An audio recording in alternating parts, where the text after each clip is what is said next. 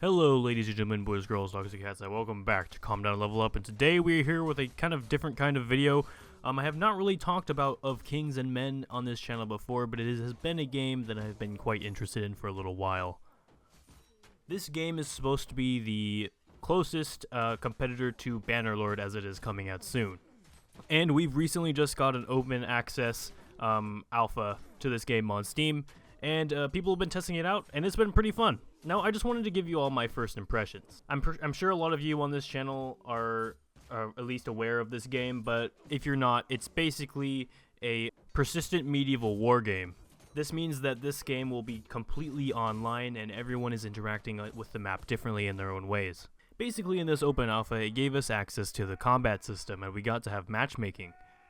The matchmaking was fun and interesting, and quite different actually from Warband, and even quite different from what we've seen in the demos from Bannerlord. Let me just talk about some of the pros. This game was pretty damn good looking. It was beautiful. It's not as beautiful as the demos of Bannerlord. I think Bannerlord is definitely going to be a better game than Of Kings and Men. I mean, they're going to be quite different, but also quite the same, so it's hard to tell right now, but I still have higher hopes for Bannerlord than Of Kings and Men. But this game has been great fun to play. It was really, really good looking. The shaders, the textures were all very nice. I had all mine maxed, and it looked great. I wasn't dropping frames too much. And the next awesome thing about this game were the size of the battles. There were so many players on each team. It was amazing. There was giant, just hordes of people killing each other and hacking each other down. There's lots of yelling, people running around everywhere, swinging swords, swinging poles, swinging whatever they were using to attack with. It really got you into it. It really immersed you into the battle. The games were very long, so it wouldn't leave you sitting in loading screens for very long. It would just get you right into the action. It would get you right into what the game wanted you to be doing very fast, and it would leave you there for a while, getting you the chance to get lots of kills, to get lots of XP, to get lots of whatever you need to play the game.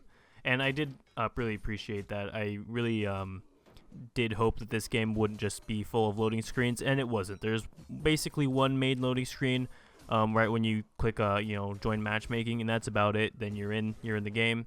Now, one interesting thing that I think will separate this game from Bannerlord is the character progression and the gear progression, actually. So in this game, you can actually upgrade your own character as well as your gear.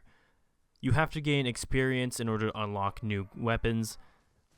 Like when you start off, you have the tier 0 sword, the tier 0 mace, the tier 0 axes, the tier 0 clothing, the tier 0 everything. And as you gain XP, you will unlock these new items. And I think that really separates this game from what Bannerlord will be, because we're pretty sure that Bannerlord will not have this system in it. Bannerlord will have customizable weapons though, which is pretty badass, and I'm pretty sure that's gonna be cooler than unlocking, but this is still different from what we've seen before. Alright, and before you go into the comments and you complain, I know this is an open access, this is an alpha, so I'm going to, I have some cons in this about what I did play. I've played for a few solid, probably like 5 hours or something. And I do have some complaints, but I do know that this is an open access. So I am going to, be lenient. There's just a few things that I have complaints about. One of the things is that when you die and when you spawn into the game, everyone spawns on the same spot. Like there's not multiple initial spawning zones. There's only one spawn spot. So when everyone spawns at the same time, because the game waits and it does spawning sessions every 20 seconds for all the dead people, everyone spawns together and they often get stuck, and people have to wait for everyone to move out of the way, and people end up kicking each other and swinging at each other and doing lots of harmful things that is just quite annoying. So I'm hoping that they'll fix that spawn system, but I'm sure that's just an alpha thing. So if they can add more spawning areas like in Warband where everyone would spawn like in a formation next to each other, that would be cool. If Of Kings and Men could adopt something like that. But for now, I guess it's not too big of a complaint, but that's there.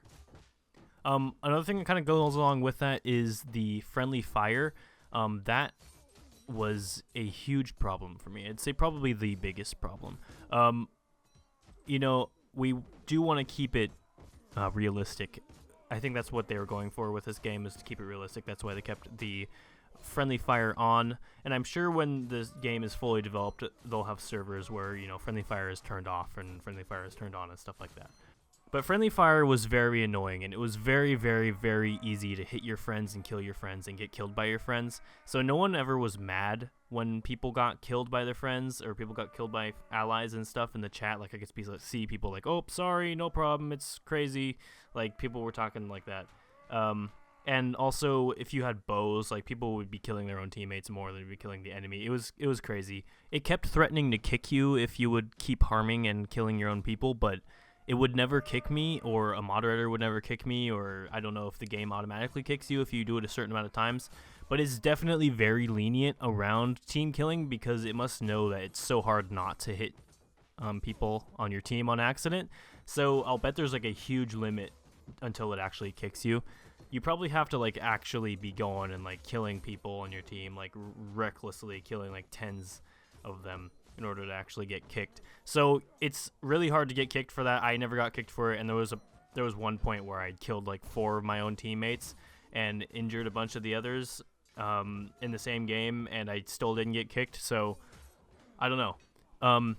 But I did get killed a lot by my friendlies, and if you looked in the kill logs, like every 4th kill would be a team kill. So it was insane. Like, that needs to be fixed. I don't know how they would fix that. Because, you know, like the battles are just like there's 200 people all in one spot and everyone's like hacking each other, and so of course there's gonna be team kills. But if that is how the game is gonna work, then I don't think you should be kicked for team killing. I mean, obviously there should be a way to find trolls and, you know, kick them or whatever, but that's the other thing. It's so easy to troll in this game. Like, there'll be some areas of the map where it's a very, like, thin walkway that everyone has to walk through, and all you have to do to get to troll is just stop walking, and everyone behind you cannot get through you. They cannot push you. They can try to kick you and push you a little bit, but all you have to do is walk back. And, I mean, there was so many trolling. Like, people were, you know, standing on bridges and no one could get past, and people were team killing, people were blah, blah, blah, blah, blah. There was a lot of trolling going on. But, I mean, again, open access, so there's going to be trolls. It's whatever. And the last kind of problem I was having was disconnection problems. So I would finish a game. At the end of every game, you get a hefty XP bonus. You get 1,000 XP for finishing a game, and that's huge. Like, that's a lot. That can level someone up if they were working like all day. And you know, I played quite a few games, and I'd say like 2 out of the 6 games. It might be me, but I don't think it's me. I'm pretty sure it's the game servers. Right when the game is finished, all of a sudden it says error disconnection, and you lose all your XP you gained from that round. And like, you don't get that 1,000 at the end. You don't get all the killing XP. So that might be, you know, server problems. I'm not too worried about it because, you know, it's an early access, whatever. I'm sure that everyone's characters will get reset when the game actually comes out or a beta comes out or whatever. But so I'm not worried about it too much, but I was just like, I wanted to finish the game, and so I could get that XP so I could actually level up my guy. And I couldn't get that because disconnected, and so I quit after that. All in all, it was great. I had a lot of fun hacking people to death. I'm really bad at this game. I just want to make that clear. I am terrible at this game. The footage you see here, obviously, you're probably cringing at how bad I am. Trust me, I'm doing it too. I'm terrible. But I'll get better. I'll get used to it, and I'll probably make some videos in this game once some more content comes out. I would have liked to see a little bit more than just combat in the open access, but I mean, this is totally cool. This was $22 for this, so I mean, I'll get the full game eventually. So I'm pretty sure this is a good price. I would recommend it. I would give this a solid 7, the open access so far. You know, the combat needs a little work. The, you know, matchmaking needs a little work. There's a few other things I could go into, like about the combat and how it's kind of broken and the matchmaking a little bit more, but I'm not going to go into that. I'm just going to keep it kind of neutral. You know, like I wasn't like super like, oh my god, this is amazing. But I wasn't at the same time like, oh, this is shit. No, it was good. It was a 7. Yeah.